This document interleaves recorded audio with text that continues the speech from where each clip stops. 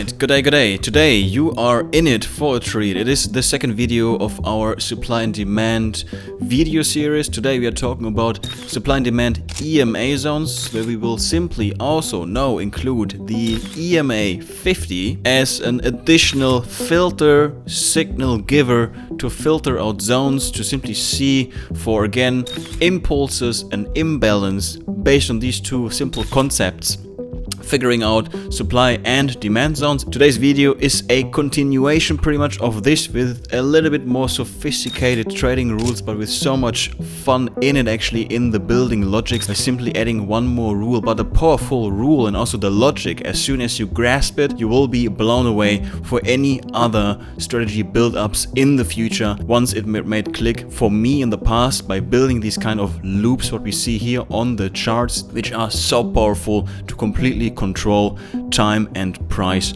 on the charts. So let me super quickly explain now the new trading rationale, the upgrade from the past week's video about supply and demand trading. Again, we are focusing on a demand zone now with the 50 EMA as an additional signal giver. So here we simply look back. Let's assume like these prices has not developed yet, and now price broke out to the upside above the 50 EMA. As soon as this happens, price broke out to the upside significantly. We now start to look back. Has there been an imbalance candle? As we learned, an imbalance candle is simply price indifference in the market. So there was no like clear direction where price wants to move. As for example, when we watch this candle, we are very clearly seeing an upside direction. But when we look at those white candles here, for instance, like this one, with like mostly wick and a tiny little body, same like with this kind of candle, there's no clear like direction. We simply look back until we find such a candle and fetch the highest high and the lowest low, draw imaginary lines to the right side and take this as a value pocket, and assume that now if price comes back, price again will break out here to the upside, simply because not all of those orders has been triggered, has been filled due to the explosive movement of the price, in that case to the upside. This is the full rationale of this new logic, how we want to trade supply and demand zones. Now let's get into the nitty-gritties. Now you see pretty much three different kind of decision trees. Again, every one of those start with the usual run per candle. When we go into MetaTrader 5, this is simply the time frame that you choose within the strategy tester. Here in the dropdown, I know it shows here 1 hour. So when I open now the visual tester, every candle is symbolizing 60 minutes, a full hour. This is pretty much the first block. So every time such a candle shows up on the charts, the next block gets triggered, which in that case will be this one. Price is above 50 EMA. So the exponential moving average with a look back period of 50, here the candle low has to be above the value, or in other terms, this candle is actually the first candle where the candle low, let's zoom in by a little bit, the candle low is here, the wick, this tiny little line, we see it's clearly above this red line, and the red line is the 50 EMA above it, right? So now this is the signal for us in the system to trigger the next connection with is this one. And now it's triggering the modifier variable block. And you see we have here the variable defined above EMA. It's simply text that we put in here. We will define this variable as 1. Why do we do so? Well, for this one, now we have to look to the next decision tree, which is this one, run per candle, again based on the current time frame. Next block, no demand found. We will see here imbalance is another variable we have defined, must be set at 0. We come to this later on. Going now to the next block, which simply says already in the name, price is above 50 EMA. Don't be confused by the naming. It's simply always the same block, trading rules, trade rule, and we simply gave it a little bit more of an explanatory name to explain what is the inner mechanics of those blocks, right? Just FYI. And here we see we simply want to make sure above EMA is defined as 1. Well, now we look back here to this block, and indeed we define it as 1. So what is actually this variable used for? It's a gatekeeper in that case, right? So as soon actually as this condition is met, price is above 50 EMA, which is the true check, we make this variable a 1, which is the gatekeeper. And now we simply benchmark it. Cool, is this variable indeed 1? If that is the case, then we will check the next block, imbalance candle. Here we want to make sure candle body size is smaller than the candle total size, which is just a very simple definition for an imbalance candle. Now let's say this condition is true. We will simply for now completely ignore what is happening here on the right hand side. I will explain it to you in a second. The next block is checking, is the imbalance below the EMA? What does it mean? Now we check, is the candle close below the moving average? CID number 1. What is this? It is pretty much just the candle ID of the imbalance candle, and it is a variable. So it's actually a value that is changing, and now I have to explain you these two blocks pretty much. This one is just a check for us to make sure that we really only go through the next block if this condition is true. If this is not the case, we reset the variable above EMA back to 0 if it's not the case, right? And the whole purpose of these two blocks is that we are adding +1 to the candle ID value. What do I mean? As soon as we have a breakout here to the upside above the EMA, the system now starts, let's actually do it like this.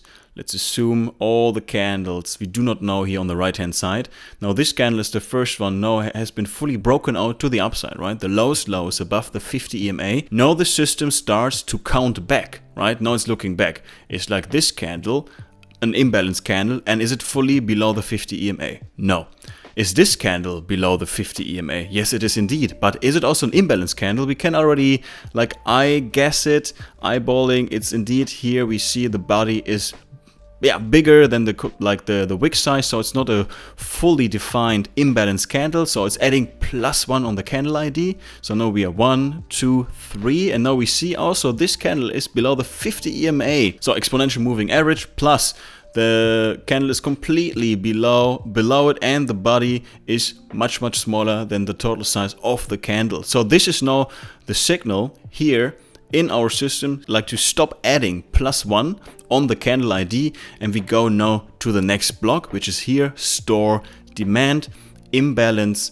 We will now define the price level of the imbalance candle's candle high, and making it based on the candle ID where we simply added the +1 on top of it. So again, just to explain and be repetitive here by a little bit. As soon as price is breaking out to the upside and the first candle is completely above the 50 EMA, we start counting back. As soon as we find a candle that is below the 50 EMA exponential moving average and also an imbalance candle. These are the two conditions now we are looking out for, right? So we start looking back. 1, 2, no, the first condition is true. Cool, we are below the 50 EMA, but it's not fully imbalanced. 3, no, we are actually indeed, we have an imbalance candle and it's completely below the 50 EMA. We stop counting. We stop adding +1s on the candle ID. Now we start storing the price level value. We create a new variable, which we call imbalance, quite straightforward. How do we define this value? We define it as the candle high based on the candle ID, which we added +1 on top before, right? So we simply now store here this value of this candle here to the upside. Why do we only need to store the value of the highest high of this specific candle? Well, we simply want to know as soon as price is touching this price level eventually. We don't really care, all right, for the lowest low, because here we simply define that we want to trade this zone of interest, the demand zone, as soon as its price is reversing fully to this price level. And here also, your complete full fantasy can come in, right? There's so many moving parts that you can make it your own individual trading system, not by simply changing, for instance, the rule from the highest high, maybe by the start of the body or by the lowest low of the body, of the full candle, or by simply changing the complete rule, or playing also around with the EMA 50. Maybe you want to simply use the simple EMA or the 30 EMA, whatever it is, right? This is just the overall idea of it. Just because it's pretty, and it's also very helpful for us to see what is the system doing, we will now start drawing a demand arrow, simply based on the candle ID, obviously, right? Because we really want to mark, hey, this is the imbalance candle that is below the 50 EMA, where we now trade from the highest high price point as soon as price is reversing. What happens here in this last block, we reset the counter The counter here is pretty much just the candle ID, CID1 we called it, right? Where we simply added +1 on top to simply going back in time until we find this ominous imbalance candle, right? We simply now set it back to, let's see, number 1, right? This is the default value. So it's always the most recent candle. Now we are going to the third and last decision tree, which is pretty much just a cleanup, because we only, in this version of our supply and demand EMA zone trading system, we really want to only look on the most recent demand zones. So now here again, we look on the current time frame, demand zone found. So here you see imbalance, this is our variable, right, that we have defined here before. Here under store demand, right? This is pretty much like the candle high. So we go back here. This is the value we drew here to the right hand side. We now simply via this block, we recognize that this value is not equal to 0. So we have a value fetched actually, right? So as soon as now we have found a zone on the charts, we will check the next one. And this is a very simple rule to simply see, is the highest high of the candle, of the most recent candle close below the moving average 50? Or in other words, let's see, if I get an example here on the charts, let's speed it up by a little bit. Here we see now price broke through the 50 EMA, and now this is the candle, exactly this one, where the highest high is below the 50 EMA. So we broke through the 50 EMA. This is exactly the rule we defined here.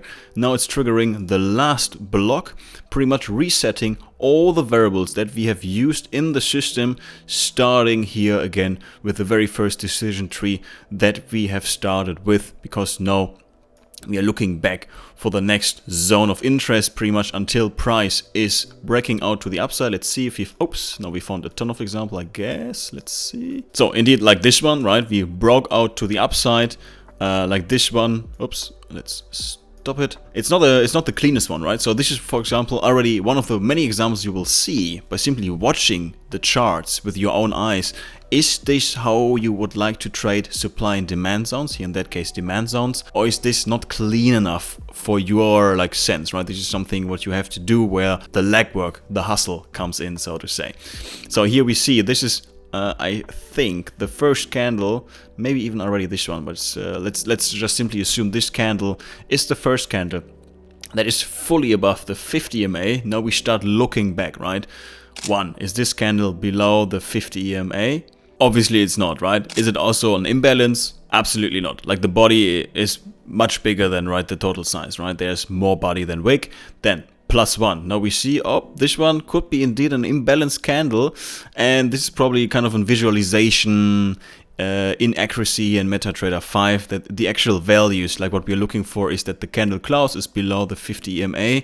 So in that case, it must be given, because otherwise there wouldn't be a green arrow. So I can assure you the rules here are met. It's probably just a visual inaccuracy. However, just like one of the many ideas that you can test and try yourself, right? Maybe you want to have a clear imbalance, like a clean imbalance candle that is really cleanly below the 50 EMA. So you want to make sure that even the highest price point of the imbalance candle that you're watching is clearly below the 50 EMA. Right now, we simply look here, imbalance below EMA.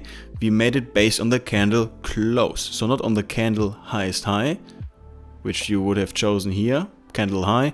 By default, we are now only watching for the candle close. So this is something definitely enticing to test and trial with this new component about supply and demand trading. I really like this concept because it is very graphical, right? It really helped me in the beginning getting started with trading, and later on also with algorithmic trading, because the concept, the underlying concept is rational, it makes sense, and you already see how simple it is to simply create such a trading system, fully automated, and backtesting it on scale via Perfectus AI and MetaTrader 5. And definitely something to highlight are these blocks, because this is really something that for me years ago was such a eureka moment to think like, oh, actually I could add a +1 on candle IDs to simply look back in time, like finding these like candles of interest and then also these price levels of interest myself, which are applicable to so many other trading concepts out there, not only supply and demand trading. So I wish you a lot of fun with this kind of trading system. If this is maybe the first video that you're watching, I highly invite you to watch the first video we made about the supply and demand trading concept. Down below in the video description there's also linked the template to this trading system, so you don't have to build it yourself step by step. And we also have a full trading bot library with dozens and dozens of other fully automated trading systems, components and managements to kick off your algorithmic trading journey with Perfectus AI. Thank you so much, happy trading, and I'll see you in the next one.